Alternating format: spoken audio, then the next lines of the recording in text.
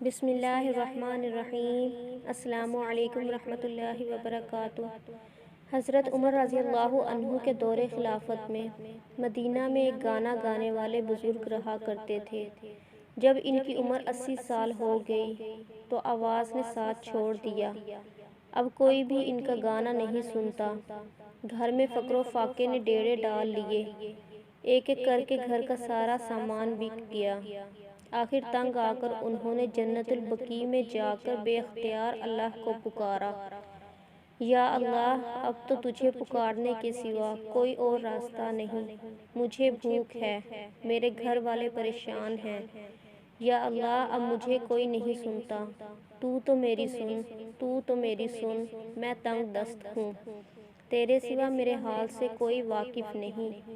حضرت عمر مسجد میں سو رہے تھے کہ خواب میں آواز آئی، اے عمر اٹھو، میرا ایک بندہ مجھے بقیع میں پکار رہا ہے، اس کی مدد کو پہنچو۔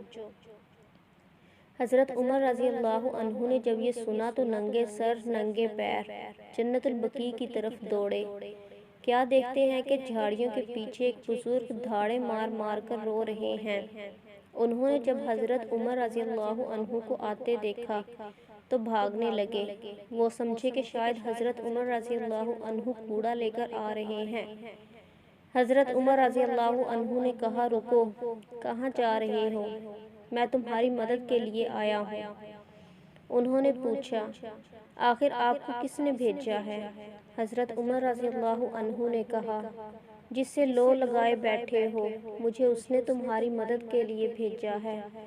یہ سننا تھا۔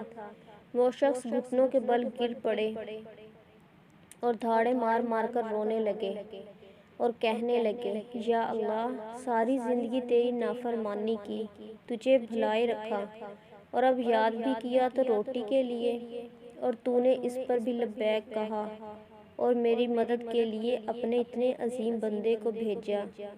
اے اللہ، میں تیرا مجرم ہوں، یا اللہ مجھے معاف کر دے، مجھے معاف کر دے۔ یہ کہتے کہتے وہ مر گئے۔ حضرت عمر رضی اللہ عنہ نے ان کی نماز جنازہ پڑھائی اور ان کے گھر والوں کے لیے بیت المال سے وظیفہ مقرر فرمایا۔ بے شک ہمارا رب بڑا غفور الرحیم ہے۔